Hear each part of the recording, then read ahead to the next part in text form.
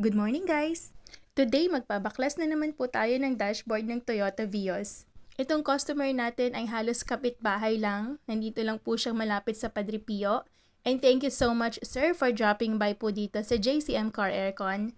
Sa part po na ito ay binabaklas na ni Daddy yung dashboard para maibaba yung evaporator.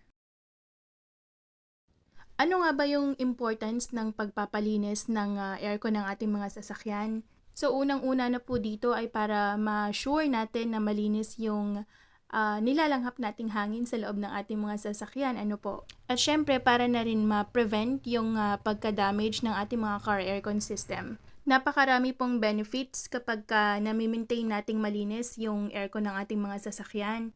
Mas magiging maayos yung performance ng system.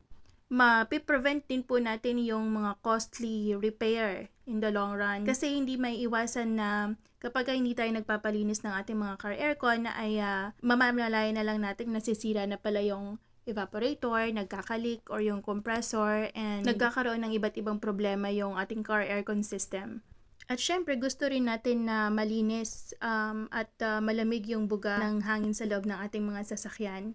Dito po sa JCM Car Aircon, we help you to maintain the cleanliness of your car aircon. We offer backless dashboard cleaning, replace or repair parts, and full charging of Freon. Pwede po kayong magpabook ng inyong mga appointments by calling 0995-921-8644 or 0939-1468794. You may also follow TechJom para po sa mga updated videos ng aming mga gawa. Don't forget to follow and share na rin po. So as you can see, ayan, malinis na yung mga parts, yung case ng evaporator nitong Vios. At syempre, kung makikita nyo yung evaporator, ayan, malinis na rin siya.